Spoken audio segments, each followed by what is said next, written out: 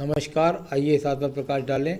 उससे पहले एक जरूरी सूचना, जो लोग हस्तरेखा सीखना चाहते हैं उनके लिए हमने एक नया चैनल शुरू किया है। चैनल का नाम है सरस्वती पामिस्ट्री। आप नीचे जाकर डिस्क्रिप्शन में पहुंच सकते हैं और लिंक तक जाकर सब्सक्राइब, लाइक और शेयर भी कर सकते हैं। तो सबसे पहले मैं आपकी कनिष्ठा उंगली के बारे में बात कर लेता हूँ। कनिष्ठा उंगली ज्ञान की उंगली और यहाँ पर अच्छी अनुकूलता के साथ में खड़ी हुई है। कुल मिलाकर के कोई याददाश्त की कमी नहीं है, अच्छे ज्ञान की कमी नहीं है, किसी भी प्रकार से व्यावहारिकता की कमी नहीं है, अच्छी बोल चाल है, अच्छे लोगों में उठ बैठ है, अच्छा चरित्र है। यहाँ आपकी उंगली के अंदर दर्शाने वाले सभी चिन्ह शुभ हैं। अब बात कर लेते हैं हम आपके सूर्य की उंगली की। सूर्य की उंगली और जितनी अनुकूलता से खड़ी हुई है, हल्का सा जब टर्न लेती है शनि की तरफ तो व्यक्ति मोल्ड स्वभाव का भी होता है। ऐसा नहीं कि जिद्दी ही स्वभाव का होता है, अपने आप को मोल्ड भी कर लेता है, दूसरे की बातों को थोड़ा सा सुन भी लेता है। हल्का सा गैप शनि और सूर्य की उंगली को मिलाते हैं तो बीच में हल्का सा गैप आता है। जब इस प्रकार का गैप आता है तो थोड़ा सा भाई बहनों के बीच में विचार विमर्श को लेकर के कुछ अलगाव की बातें रहती हैं। तो कुल मिलाकर के आपको यश सम्मान के लिए जो उंगली होनी चाहिए, चाहे बहुत अच्छी नहीं लेकिन मध्यम रूप से ठीक विराजमान है। अब बात करता हूँ आपके मैं शनि की। शनि की उंगली और बिल्कुल सीधी उंगली है। शनि की ढैया, शनि की साढ़े साती, शनि की महादशाएँ, अंतर्दशाएँ, प्रत्यंतर दशाएँ, प्राण दशाएँ जब भी आपके पास आएंगी, आपके जीवन में कोई ज़्यादा परेशानी का सामना आपको आर्थिक रूप से तथा शारीरिक रूप से नहीं करना पड़ेगा। अब बात हो गई यहाँ पर आपकी बृहस्पति की उंगली की। बृहस्पति की उंगली का झुकाव और यहाँ पर बिल्कुल निश्चित रूप से शनि की उंगली के साथ कर चुपक कर के चल रही है। जब इस प्रकार की अवस्था होती है तो ईश्वर के प्रति व्यक्ति की पूरी आस्था होती है। हल्का सा गैप यहाँ जब इस उंगली के बीच में आ जाता है तो ये अपने आप में धन के आगमन आने से पहले खर्च तैयार व्यक्ति के पास में रहता है।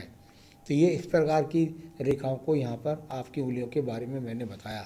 अब बात करता हूँ यहाँ पर आपके बुध पर्व की। बुध पर्व और यहाँ बुध पर्व आपका सम पर्वत है। सम पर्वत जब जब व्यक्ति के जीवन में होता है तो ये निश्चित बात हो गई कि सम पर्वत के फल होते हैं। भले ही ये खड़ी हुई रेखाएं इतनी शानदार नहीं हैं जिसके अनुसार जैसे आपका एक सवाल है उसके लिए मैं ले लेता हूँ।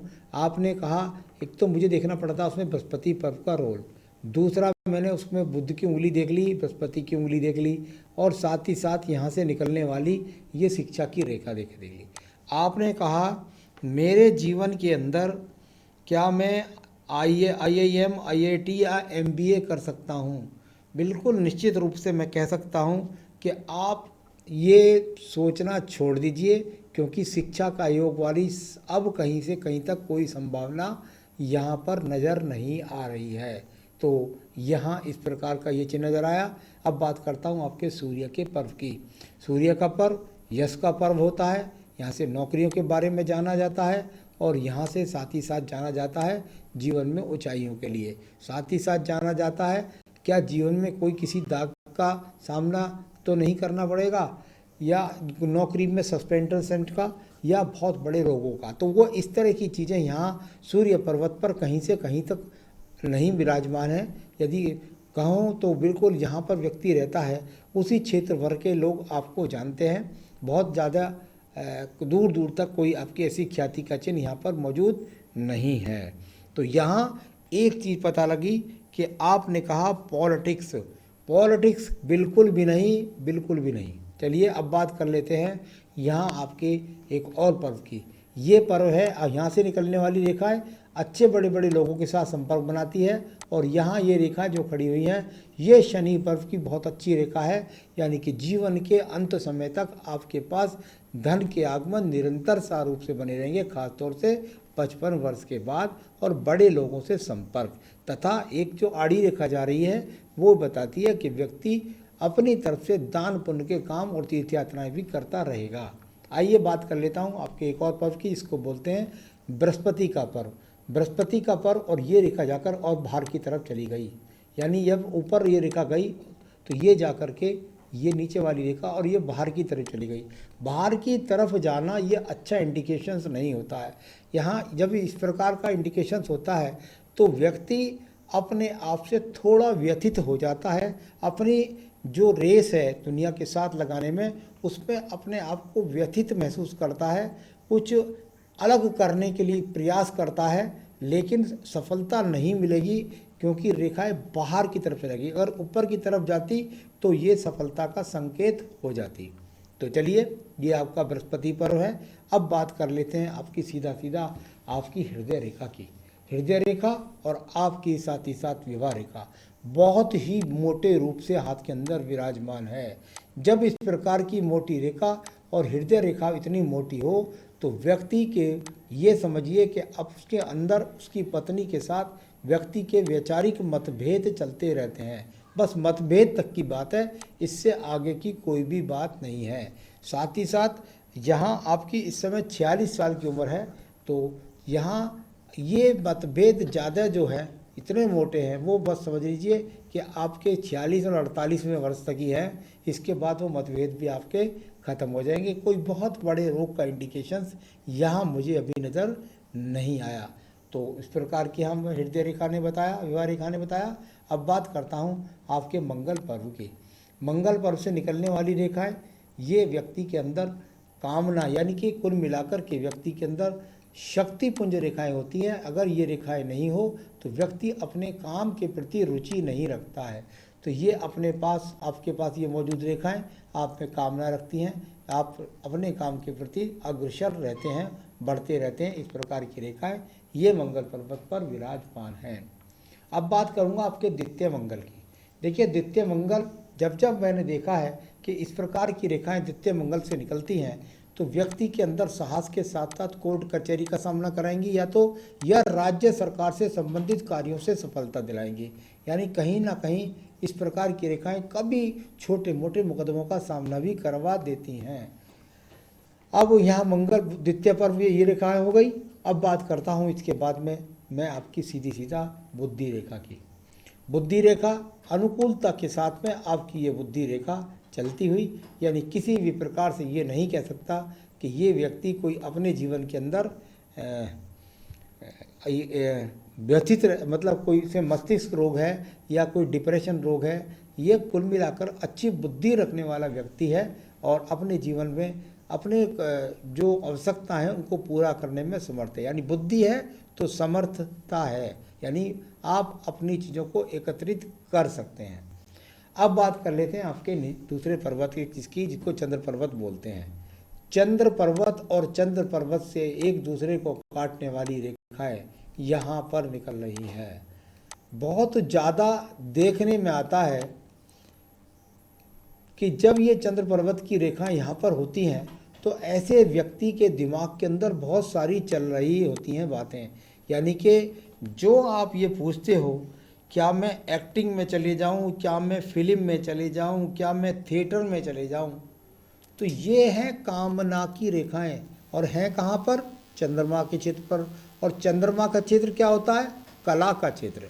तो कला की कामनाएं आपके अंदर हैं, ये एबिलिटी आपके अंदर है। लेकिन इससे अगर जाकर के कोई रेखा चंद्र पर्वत से निकल करके और पूरी तरीके से भाग्य रेखा के रूप में जो नीचे से चली है, ये जो रेखा आपकी नीचे से चली है, ये रेखा, इसका मैं अभी से बोलना पड़ेगा मुझे। जब ये रेखा नीचे से चलती है तो ऐसा नहीं है कि व्यक्ति दूर स्थान से जुड़ता नहीं है, यानी इन क्षेत्रों से जुड़ता जरूर है, लेकिन इन क्षेत्रों से जुड़ करके और यहाँ भाग्य रेखा का उदय होना, यानी कि जो भी नौकरी या जो भी कार्य है वो आपका दूर के स्थानों से जुड़ करके होता है। अगर आप इस क्षेत्र के अंदर कोई काम करेंगे तो आपको निश्चित रूप से धन के आगमन मिलेंगे, एक बात। दूसरी बात, अब यही है भाग्य रेखा। भाग्य रेखा निरंतरता से आपके साथ में यहाँ जुड़ करके चली गई, यानी जो भी नौकरी आप कार्य इस समय कर रहे हैं, इसको निश्चित रूप से आप 55 वर्ष तक करेंगे जो इस समय कर रहे हैं।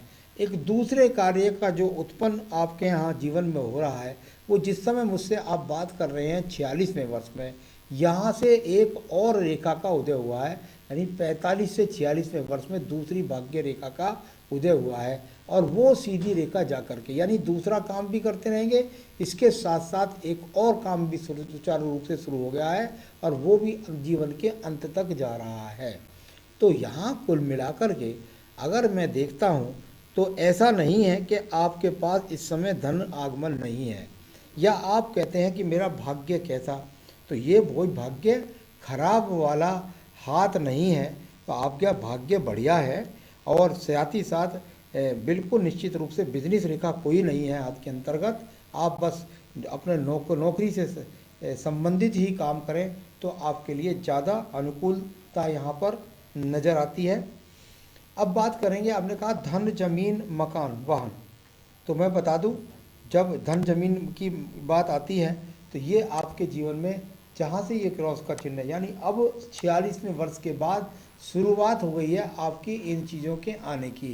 यानी अब आने वाले जीवन के 4 वर्ष के अंतर्गत आप मकान जैसी इस चीज़ को खरीद पाएंगे। तो ये आपका यहाँ पर ये सवाल भी हो गया। आपने कहा इंडिया या विदेश में, बिल्कुल भी मैं कह सकता हूँ कि विदेश का तो यहाँ कोई चिन्ह मुझको नज़र नहीं आता। विदेश यात्रा जरूर कर सकते हैं, तो विदेश से धन कमाने का योग नहीं है। घर परिवार का सुख बिल्कुल निश्चित रूप से आपको ठीक ठाक है, कोई ऐसा खराब ऐसा नहीं है कि घर परिवार से आपको कोई परेशानी समय है। अच्छा समय कब, बिल्कुल निश्चित रूप से अच्छा समय आप ये समझ लीजिए कि आपको जिस समय पर बोल रहा हूँ जब से ही आपका अच्छा समय शुरू आपके पास है। अब बात करता हूँ आपके शुक्र पर्व की। तो कोई ख़राब ऐसा समय नहीं है आपको, आप ज़्यादा चिंता में जाइए, अपने आप को भ्रमित मत कीजिए। तो चलिए ये आपका शुक्र पर्वत बता देता हूँ। शुक्र पर्वत, और शुक्र पर्वत पर 2 क्रॉस के चिन्ह नीचे की तरफ विराजमान है। जब ये एक एक्स के चिन्ह होते हैं तो व्यक्ति के अंदर बहुत ज़्यादा कामनाएं होती हैं, और जब कामनाएं के बाद ये रेखाएं अगर देखता हूँ तो ठीक प्रकार से ये रेखाएं भी आपके पास हैं। ज़्यादा कामनाएं मत पालिएगा तो कृपया करके, क्योंकि ये एक्स के चिन्ह यहाँ आपके हाथ के अंदर अच्छे नहीं हैं। ज़्यादा कामनाएं आपको डिप्रेशन के अलावा कुछ भी नहीं देंगी, क्योंकि चंद्र क्षेत्र भी काफ़ी व्यथित था, तो इसलिए बहुत सारे सपने आपके जीवन में आपके मन में चलते रहते हैं। तो यही मैंने आपके बारे में बता दिया, सारी रेखाओं के बारे में। अब मैं बताने वाला हूँ आपको आपकी आयु रेखा के बारे में। आयु रेखा, और ये शुरू में अगर मैं देखता हूँ तो यहाँ, और ये इस तरह से ये जीवन के लगभग यहाँ एक मौका आया होगा आपके निश्चित रूप से जीवन में, जो आपके लगभग कह सकता हूँ कि 28 से और लेकर के 32वें वर्ष के बीच में स्थान परिवर्तन का एक मौका आपके जीवन में आया होगा। उस समय आपने स्थान परिवर्तन किया होगा। आयु रेखा के बारे में बता दूं तो आयु रेखा आपकी इस समय जो बनी हुई है, और नीचे तक दिखलाइए, बहुत बढ़िया आयु रेखा बनी हुई है। 77-78 वर्ष की आयु रेखा वर्तमान में भी मौजूद है। ये जो आपका मणिबंध का पिछला फर्स्ट जो पहलू है, इस पर बहुत क्रासिस वाली रेखा है, थोड़ा सा स्वास्थ्य का जरूर ध्यान रखिएगा। शुक्र पर्व है, यहाँ शुक्र पर्वत पर अगर मैं देखूँ तो संतान रेखाएं आपके हाथ से नज़र नहीं आती है, ये पत्नी के हाथ में से पता लग जाएगी कि आपको कितनी संतान रेखाएं का योग है। शुक्र पर्व का द्वितीय पर्व है, उस पर भी बहुत काटने वाली रेखाएं हैं जो कामनाओं को जगाती हैं। तो ज़्यादा कामना मत कीजिए, ज़्यादा भ्रमित मत होइए, बस ऐसा मैं इस पूरे हाथ के अनुसार कह सकता हूँ। बाकी हाथ में किसी भी प्रकार की कमी नहीं है। आइए बताता हूँ आप क्या नग पहने और कौन सी पूजा पाठ करें जो आप अपने मन से संतुष्ट हो सकें। तो इसके लिए आपको एक बेहतरीन सा पोखराज इस उंगली में पहनना चाहिए। साथ ही साथ रोज़ाना जो आपकी पूजा है उसके अंदर जो आप जो भी नियमित पूजा करते हैं पूजा करते रहिए। मन को आपको शांत रखना है, योगा करिए, प्राणायाम करिए, सैर करिए, और साथ ही साथ शिव पूजा आपको करनी है। तो बस शिव पूजा करी जाइए, और रुद्राष्टकम का पाठ करो, हनुमान अष्टक का पाठ करो, और जीवन में प्रगति करो। यही मेरी शुभकामनाएं हैं। नमस्कार।